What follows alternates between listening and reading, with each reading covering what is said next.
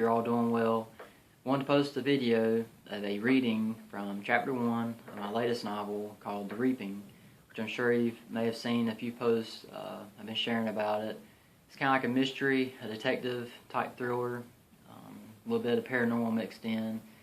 But I'm planning to release it sometime this fall. I don't have a definite date set yet, but I'm shooting you for sometime this fall, and hoping to have that done, published on Amazon, along with my other two books, Devil's Den and Oma. So with that said, I wanted to kind of give you a glimpse into what the story's about, where it's going, and kind of give you a behind-the-scenes look of Chapter 1 of my newest book. So with that said, I'll go ahead and get started, and go ahead and dive into Chapter 1 of The Reaping.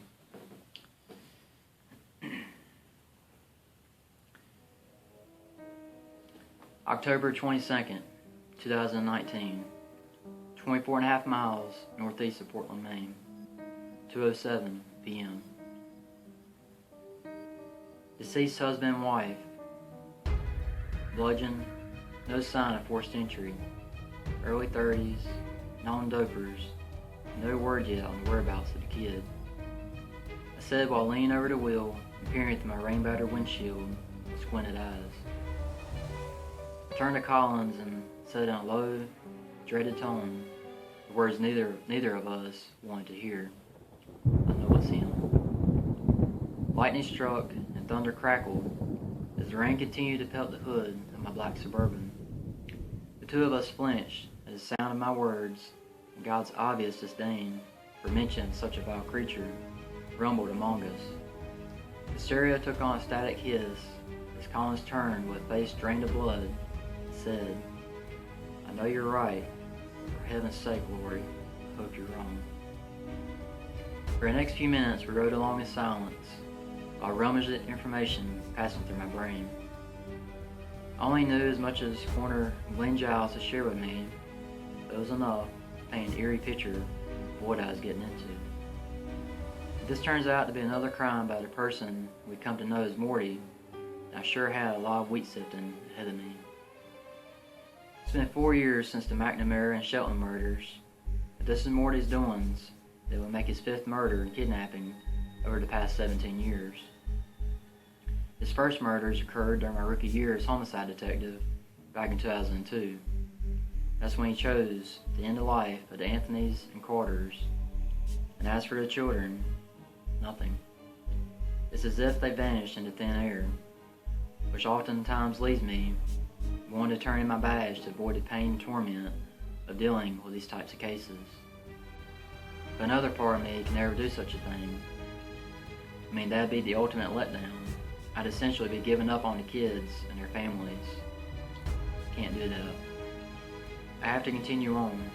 I have to find this guy. Some may find it shocking to know that despite all the movies, shows, and books on serial killers, they're quite rare to tell you the truth. I've served as the lead homicide detective of Portland for almost 2 decades now, and Morty is only the 2nd serial killer I've been cursed with. And to my knowledge, he's just the 3rd to reside along the New England coast since the 70s. Doesn't mean they don't exist, just means they're a lot less common than some people might think. And the worst part, they're all different. There really is no cookie-cutter formula in tracking down these deranged individuals. Each case brings with it a unique set of circumstances, which requires myself and my friends at Quantico and Portland Homicide to see each case with fresh eyes, void of any assumptions from those previous. Having a PhD in psychology, the one thing I've learned from my study, and the thing that remains the same case after case, is this: pride. It's every killer's kryptonite. Sooner or later, their pride will demand they get the attention they're seeking, and they'll underestimate our task force. They'll then leave behind a clue that gives just enough information to lead us into the devil's lair. At least that's the common end. But with Morty, it's been a bit different. Does leave behind clues? Of course. But their vagueness eats at my psyche each time I discover them. They scratch upon the doors in the deep chambers of my mind, begging me to find their meaning. Oftentimes, late into the night, repeating his blood-scribbled words over and over and over again.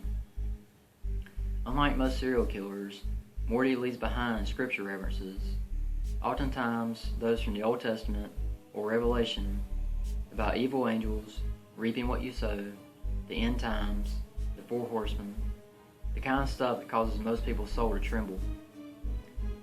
Whether any of it actually has meaning or it's just a tactic to lead us down a dark and ever-deepening rabbit hole, who's to say? One thing I know for certain, in all my years of investigating, Morty is the first criminal that scares me. Not just a surface fear that you get from a jump scare in a horror film, but the kind that sticks to your soul like the blackest tar on the man. Something about this guy just gives off an eerie vibe. He's different. Different in such a way that perhaps none of the textbooks knew about. It's like at each of the 4 crime scenes, he knew I'd come, and he knew where I'd look and what I'd look for. It's as if he knows me. Every time I get a case like this, a fresh wave of dread washes over me. I can't help but wonder, is he the one who took my sister? Alright folks, so that's it for chapter 1 of The Reaping. Hope that gives you an idea of what this story is about, where it's going.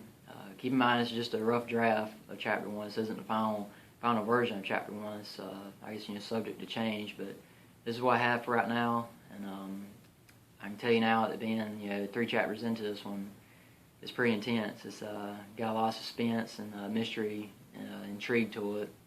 I feel like it really, hopefully, I feel like it grips you quick and will keep your attention throughout the book. Keep you flipping pages, late into the night. With that said, if you haven't already, if you haven't checked out my other books, Oma and Devil's Den, you can find them on Amazon. They're both available on Amazon. All you gotta do is go to Amazon and search Oma or search Devil's Den, whichever one you want to get your hands on if you haven't already.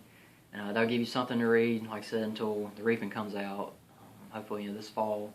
I'm still developing it, still working on it. I've got a lot of good ideas, a lot of good plot twists and stuff to go with it. So if all goes well, it'll be available this fall.